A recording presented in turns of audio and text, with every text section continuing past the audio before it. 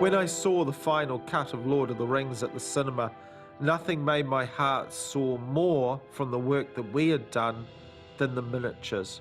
The beauty and the awesome size and nature of the miniatures has given the film a wonderful reality and firmly makes you feel as though you've journeyed to Middle-earth. It's really quite remarkable, and it's a really testament to both Richard Taylor's work and to Alex Funke's great miniature photography and lighting that bring these sequences to life. You got to have real film footage. You can't. You can use digital technology to blend things. Some things you have to do digitally. If you have a character like the cave troll, you got to do it digitally, of course, because there's no other way to do it. But beyond that, as much as possible, you want to really photograph an object and really stick it into the shots. There is something special about using miniatures that Peter loves, and Peter wanted to do as much with large miniatures as he could. When you're trying to create environments that are not real locations and they're not sets, then there's several ways that you can do it. You could use matte paintings, you could build them in a computer, or you can build models.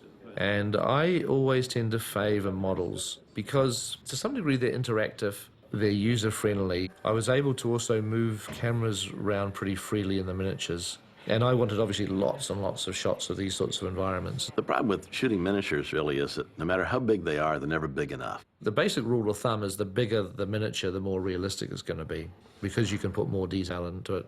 The bigger you build it, the more realistically the light behaves within the set. The decision to build a miniature to a particular scale is always driven by what can we get into the building. We built these things huge because we wanted them to stand up to a lot of scrutiny on the screen. It was like it always had to be this big, and of course the set, I hate heights at the best of times, and I have to go up scissor lifts all the time. I says, can't we do some miniatures? Why do we have to keep doing bigatures? And that name suddenly, I thought, bigatures? Yes, they're big, they're not little. I said miniatures, you know. I want something that I can reach the top of without having to put my life on the line here.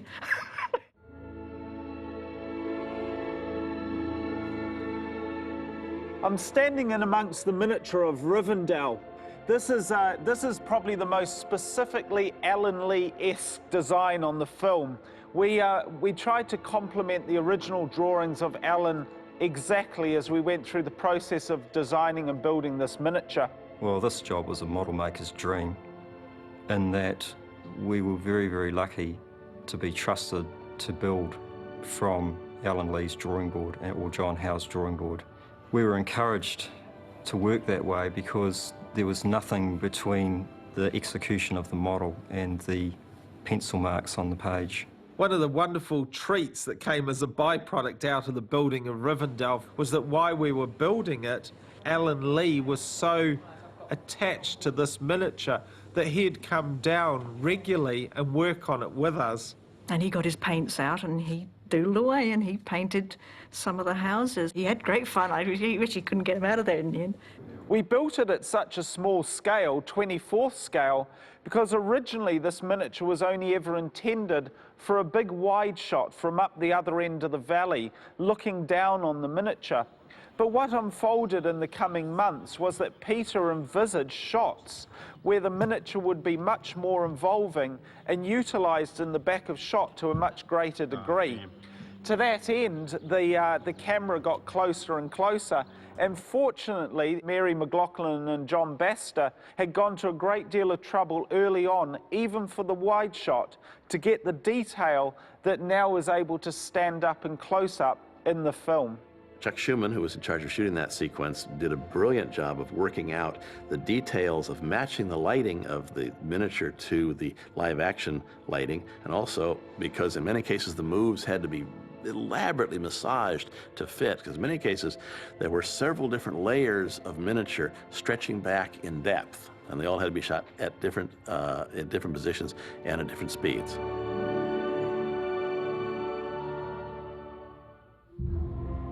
We very much wanted Lothlorien to feel like this ethereal elven home up in the treetops of these huge malorns, that twinkling amongst the branches were these beautiful, almost dewdrop spots of light, and that the whole place felt like it was enriched with music and culture, that this was the highest level of cultural sophistication.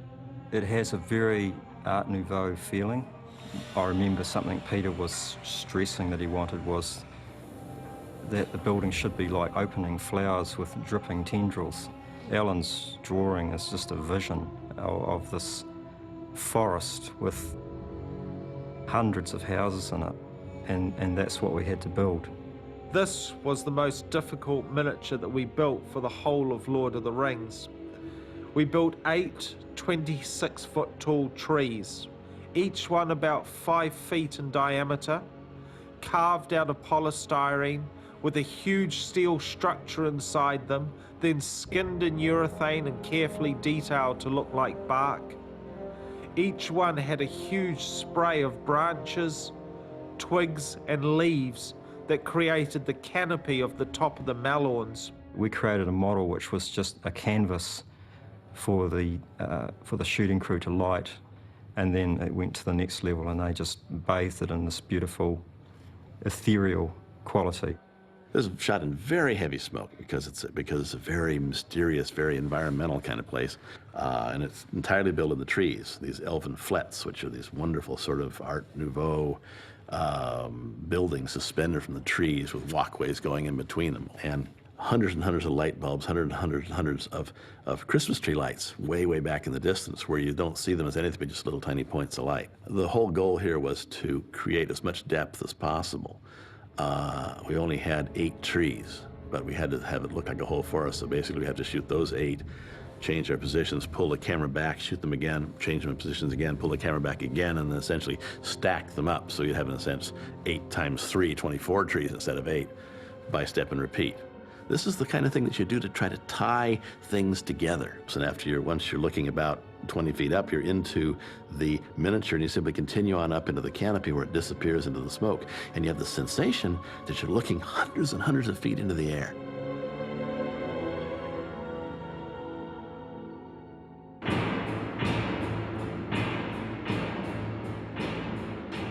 Now with Orthanc, we wanted to capture the original painting of Alan Lee.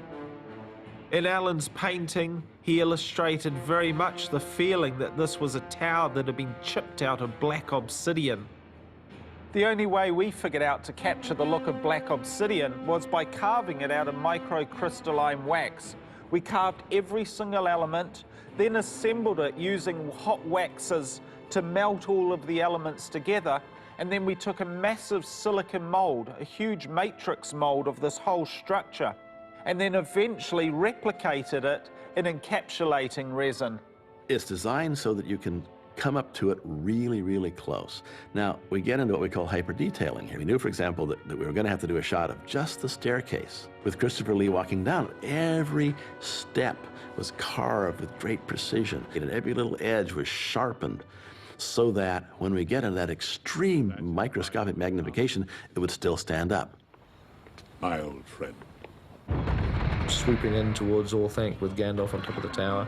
That miniature lasts over a minute long on screen, which is another rule in special effects, is keep the shots short so people don't know that they're fake.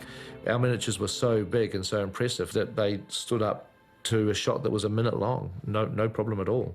It's built at 35th scale to sit in amongst this colossal miniature that we built, about the size of a rugby field. The ring of Isengard was about 60 feet in diameter, and it's at 35th scale, so if you multiply that out, that's almost a mile in diameter. So we're dealing with a miniature that's representing something that is absolutely enormous. And the ring of Isengard and the tower itself are the miniature. The sky is a matte painting. So that's one of our classic hybrid shots where it reads, you say, wow, look at that.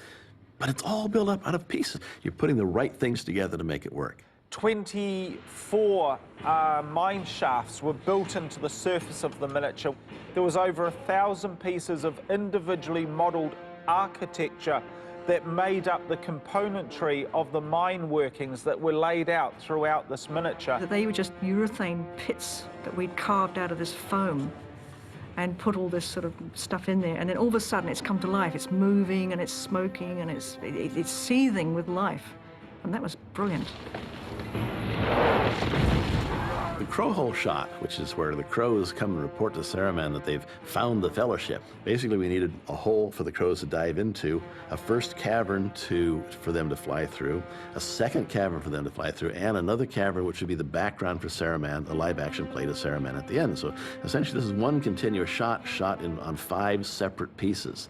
And we had to do the whole thing in a week and a half. But it was a treat because it's a very exciting shot. And Peter just basically said, make it cool, make it look like an ant farm. So that's what we did.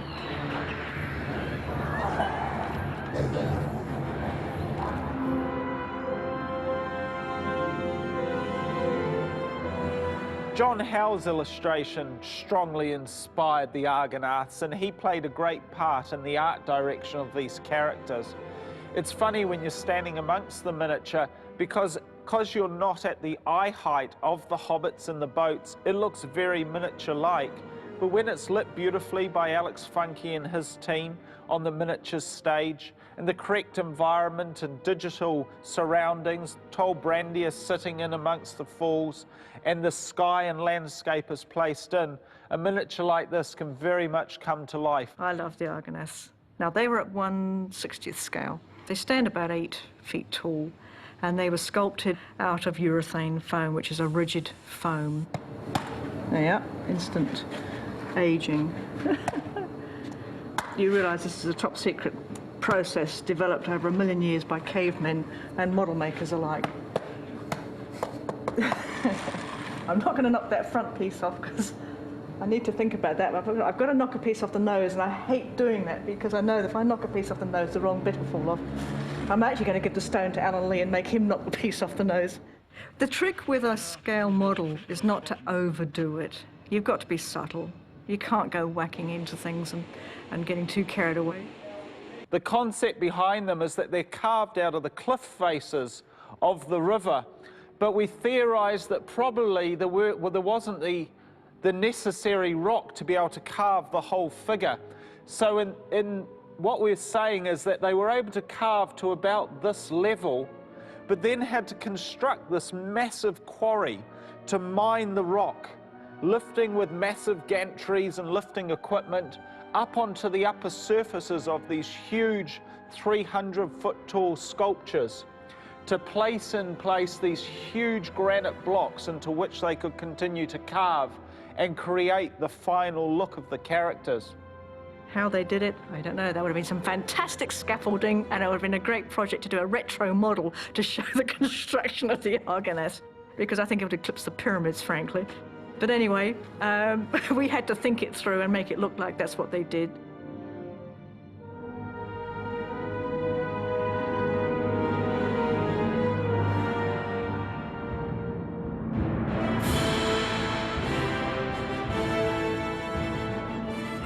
Again, we had Alan Lee drawings. They were fantastic drawings. There were lots of sketches of lots of different angles showing different areas of it. It was like a city that had fallen down into the volcanic pit.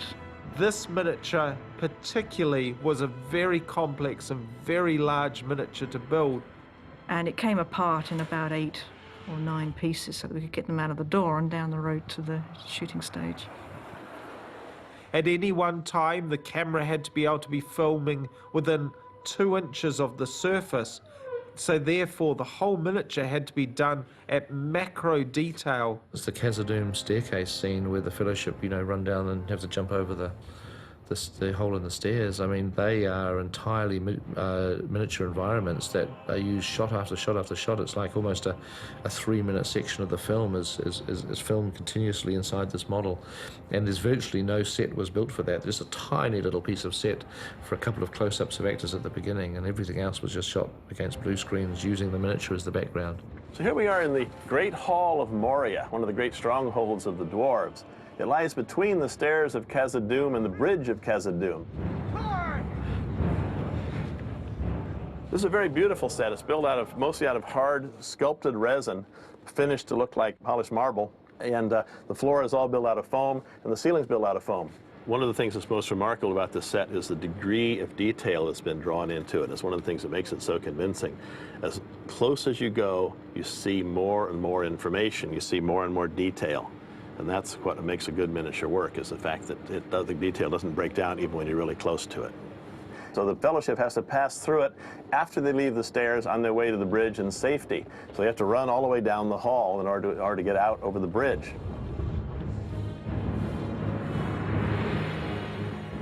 We did a really cool shot. It's basically kind of a helicopter shot where we fly down through the Great Hall and up over the bridge, arcing around, so we end up on the other side of the bridge looking back. The Fellowship runs across the bridge of Khazad-dûm, and then Gandalf takes his stand in the middle and holds the Balrog at bay. Peter had a very specific sequence of events that he wanted to have happen in the way that the bridge broke, that Gandalf essentially cracked it and damaged it just enough so that the Balrog would step on it and it would cave in. So it makes possible shooting a sequence that you literally could never do in live action. If we've done our job really well, people won't know that they're looking at miniatures. And if you think it's real, then that's a successful model. Peter doesn't want an effect shot to jump out and say, look at me, I'm an effect shot. Hey, did you like that? He wants the effect shots to disappear. I mean, in a sense, our greatest triumph would be if people said, effects? What effects? We try to add the storytelling elements that don't exist in the real world, and then we should just erase our tracks.